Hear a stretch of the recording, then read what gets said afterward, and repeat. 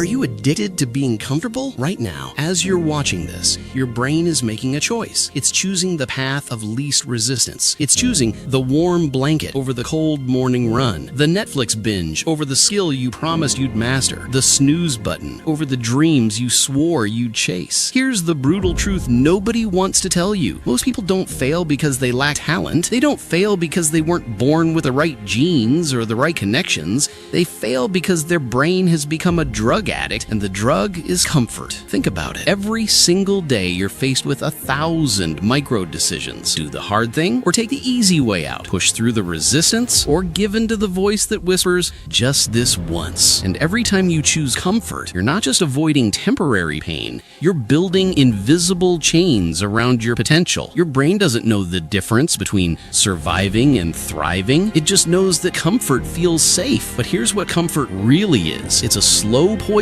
that kills your dreams one day at a time. While you're choosing easy, someone else is choosing hard. While you're hitting snooze, they're already 3 hours into their day. While you're making excuses, they're making progress. The life you're living right now, it's not your ceiling, it's your floor. But only if you're willing to admit that your current relationship with comfort is the enemy of everything you could become. The question isn't whether you have what it takes. The question is, are you ready to rewire the very operating system of your mind? Because once you understand how your brain actually works, everything changes. Your brain is like a lazy employee who's been getting away with doing the bare minimum for years. It's learned that the easiest path gets rewarded, so that's the only path it wants to take. But here's the incredible thing about your brain. It's also the most adaptable machine on the planet. Every single thought you think, every action you take creates a neural pathway. Think of these pathways like trails through a forest. The more you walk the same trail, the clearer and easier it becomes to walk. Your brain has been walking the comfort trail for so long, it's become a superhighway. Meanwhile, the hard work trail is so overgrown, your brain can barely see it. But here's where neuroscience becomes your secret weapon. Your brain has something called neuroplasticity, the ability to literally rewire itself at any age. Those neural pathways aren't permanent structures. They're like muscles. Use them and they get stronger. Ignore them and they wither away. Every time you choose the hard thing over the easy thing, you're not just completing a task, you're literally rewiring your brain. You're making the hard work pathway clearer, stronger, more automatic, and you're letting the comfort pathway fade into the background. Think about the most disciplined person you know. They weren't born that way. They trained their brain like a warrior trains for battle. They did the same thing you're about to do. They recognized that their brain could either be their greatest asset or their biggest limitation. The incredible truth is this: your brain wants to be efficient. Right now, it's efficient at avoiding hard work, but once you retrain it, it becomes efficient at seeking out challenges, at pushing through resistance, at turning discomfort into fuel. Your brain is waiting for new instructions. The question is, what are you going to teach it? Here's a mindset shift that will change everything. Discomfort is not your enemy. It's your compass pointing directly toward growth. Every single person who has ever achieved anything meaningful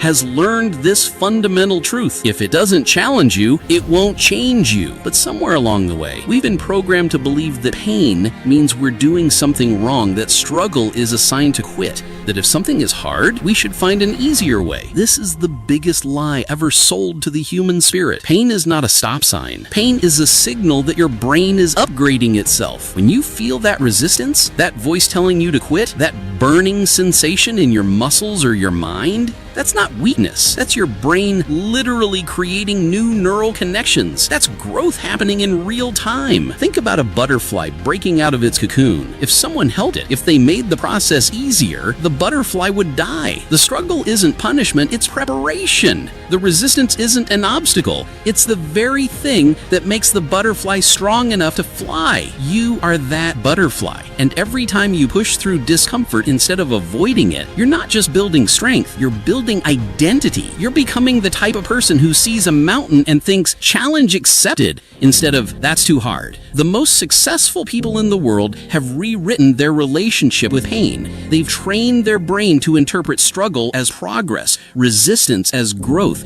discomfort as evidence that they're on the right path. Here's your new mantra. If it's easy, it's not changing me. If it's comfortable, it's not growing me. If it doesn't require everything I have, it's not worthy of who I'm from becoming. Start seeing pain as your personal trainer, pushing you toward the version of yourself that can handle anything life throws your way. Mental toughness isn't built in moments of inspiration. It's forged in the mundane, unglamorous rituals that winners perform when nobody's watching. Here's what separates champions from everyone else. They've systematized hard work. They've created rituals that make discipline automatic, that turn mental toughness into muscle memory. First ritual, the morning crucible. Every single day, within the first hour of waking, do something that requires mental or physical effort. Take a cold shower. Do 50 push-ups. Write for 30 minutes. Study something challenging. It doesn't matter what it is. What matters is that you're training your brain to choose hard over easy before the world has a chance to wear you down. Second ritual, the micro-challenge protocol. Throughout your day, create tiny moments where you deliberately choose the harder option. Take the stairs instead of the elevator. Park farther away. Do the task you've been avoiding first. These micro choices seem insignificant, but they're building the neural pathway that says, I am someone who does hard things. Third ritual, the evening reflection. Before you sleep, ask yourself one question. What did I do today that my comfortable self wouldn't have done? If you can't answer that question, tomorrow becomes your opportunity to start building that answer. Fourth ritual, the focus fortress. Choose one thing,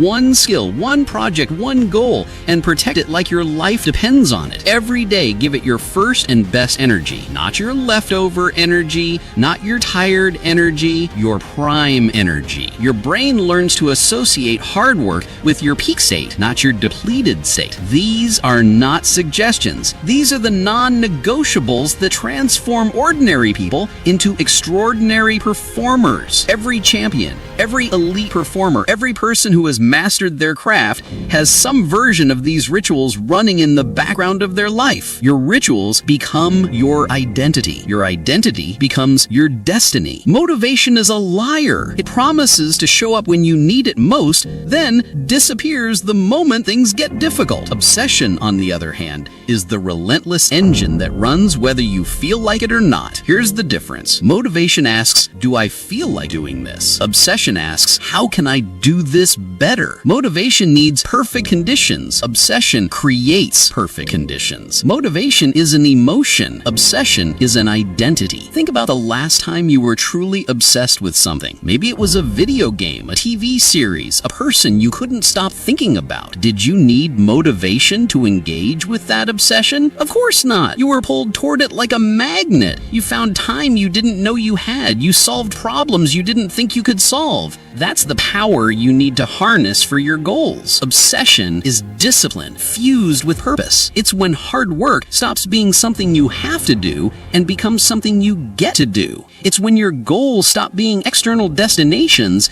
and become internal compulsions. But here's how you build it. You don't wait for obsession to find you. You manufacture it through immersion. Immersion. You study your craft like a detective studies a case. You surround yourself with it. Think about it. Dream about it. You make it so central to your identity that not pursuing it feels like betraying yourself. The greatest performers in history weren't motivated, they were obsessed. Michael Jordan wasn't motivated to practice, he was obsessed with being unstoppable. Kobe Bryant didn't need motivation to wake up at 4 a.m., he was obsessed with perfection. Your brain craves obsession. It wants something to latch onto, something to organize your entire life around. Right now it might be obsessed with comfort, with entertainment, with avoiding difficulty, but you can redirect that obsession toward your growth, your craft, your becoming. Stop waiting for motivation to knock on your door. Start building obsession like your life depends on it, because it does. You are the average of the 5 people you spend the most time with. But here's what nobody tells you. This isn't just about success or wealth. This is about your brain's operating system. Your brain is constantly scanning your environment for social proof about what's normal, what's acceptable, what's possible. If you're surrounded by people who complain instead of create, who make excuses instead of progress, who choose comfort over growth, your brain will adopt those patterns as the standard operating procedure. Look around you right now. Who are the 5 people you interact with most? When you talk about your goals, do they light up with excitement or do do they subtly try to bring you back down to earth? When you push yourself, do they celebrate your effort, or do they make jokes about you trying too hard? This is your social diet, and it's either feeding your growth or poisoning your potential. Champions understand this at a cellular level. They're ruthless about their social environment. They don't just surround themselves with successful people. They surround themselves with people who make hard work contagious, who make excellence feel normal, who make growth feel inevitable. Here's your new social strategy. Audit your circle like your future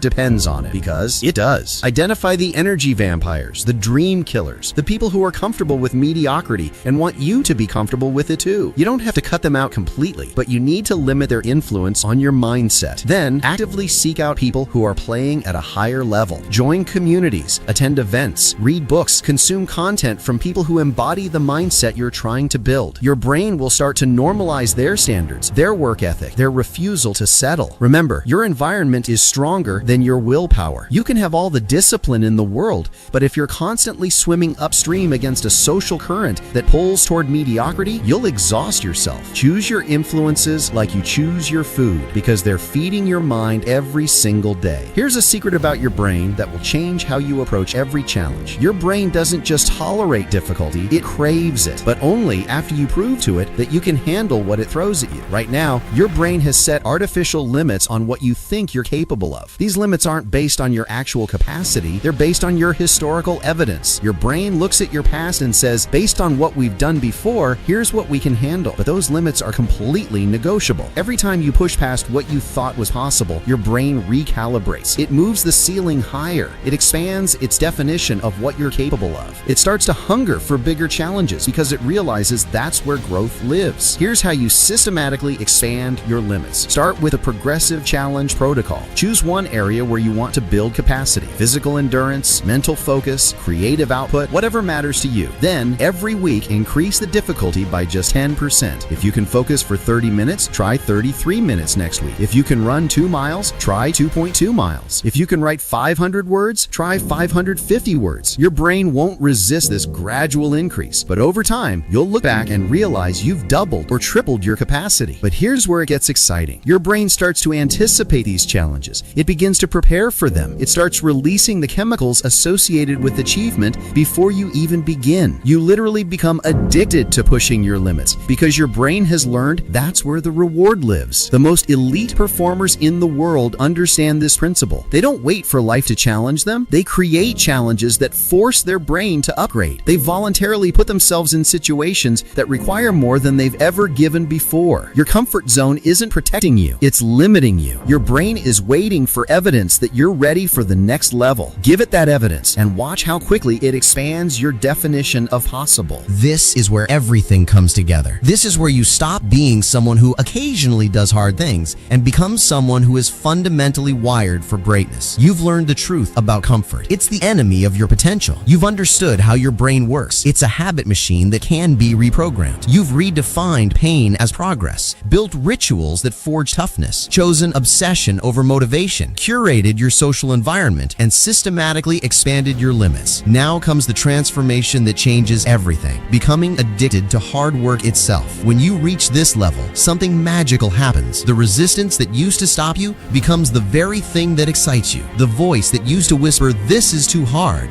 becomes the voice that says, "This is exactly what I need." The discomfort that used to send you running becomes the signal that you're exactly where you need to be. You become the type of person who wakes up looking for the hardest thing on your list because you know that's where your growth lives. You become someone who sees obstacles as opportunities, setbacks as setups, challenges as chances to prove what you're really made of. This isn't about becoming a workaholic or sacrificing your health or relationships. This is about becoming someone who has trained their brain to find deep satisfaction in the process of becoming. Someone who understands that the goal isn't to avoid struggle, it's to become the type of person who thrives in struggle. Here's your moment of truth. Everything you've learned means nothing if you don't apply it starting right now. Not tomorrow, not Monday, not when you feel ready. Right now. Choose one thing, one area where you've been choosing comfort over growth, one place where you've been settling for less than what you know you're capable of, one challenge you've been avoiding because it feels too hard, and attack it with everything you you've learned. Use it as your training ground for rewiring your brain. Make it your laboratory for becoming the person who doesn't just do hard things, who craves them. Stop wishing for an easier life. Start training your mind to love the grind. Your future self is waiting on the other side of everything you've been avoiding. The time for comfort is over. The age of your greatness begins now.